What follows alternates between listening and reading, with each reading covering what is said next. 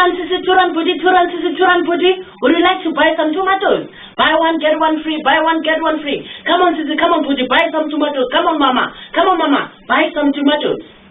Do you think that this is really a job? Can you make a living out of it? Can you be a millionaire out of selling tomatoes? I don't know, but you can tell me about that. My name is Bongiso Kotara Mushwana, and my topic for today is on a journey of many miles begins with only one step. You see, Ndate John Maponya, the owner of the biggest mall in Soweto, Maponya Mall, started with selling tomatoes in the streets of Soweto. He was riding a bicycle with his wife. They were going from door to door, street to street, selling some tomatoes. Some people wanted to buy the tomatoes, but some felt, are you selling these rotten tomatoes to me? I will not buy that at all. I'd rather go to the shops to buy the tomatoes.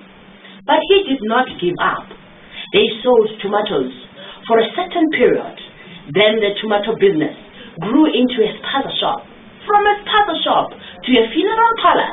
From a funeral parlor, they owned a garage where they sold petrol. And later on, he realized that his great-grandmother owned a certain big land in Soweto. And he heard that he can get the land, but how, he did not know. He went around searching and searching and searching, trying to find out how can he get the land. And someone told him, you must go to a certain building, fill a certain form, bring some certain documents that will prove that you are really his or her daughter, or his daughter. So he went, stood on those long queues for hours and hours. He did not give up. He went in, filled in the forms, and he waited. It was not easy. It took some time. There were some obstacles, but he never gave up. Just by one step, filling of a form, going to a building, and he eventually got the building all to himself. So, today, we see the Maponya Mall in Soweto, and he is the owner of it.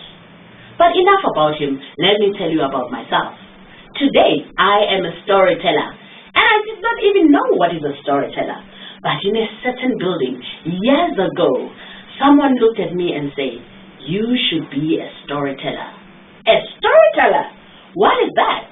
And he told me, go to Google, search for a certain company, and find their numbers and call them and tell them you want to be a storyteller.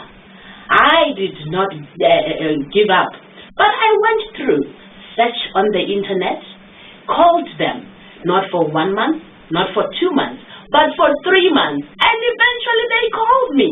And I went there, I was asked to stand there and tell a story. I told a story that my grandmother told me. They were very pleased with what I did. And today, I am a storyteller. I have 15 years experience. I might not where I want to be. But you know what?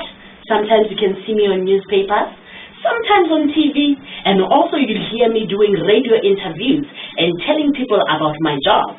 I would like to be somewhere, seeing myself having degrees in storytelling, flying to other countries, like going to do storytelling. I don't know about you. I don't know what is it that you're looking for.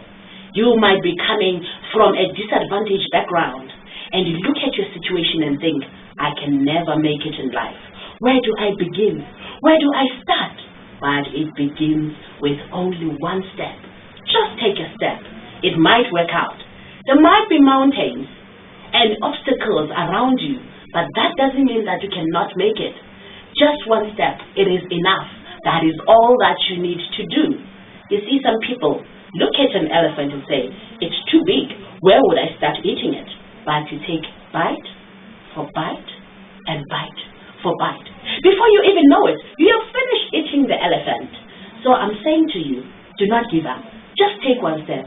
Take a brother next to you, a sister, and say, my sister, my brother, it only begins with one step. Just take it. You'll never know where it will be. A journey of many miles begins with one step.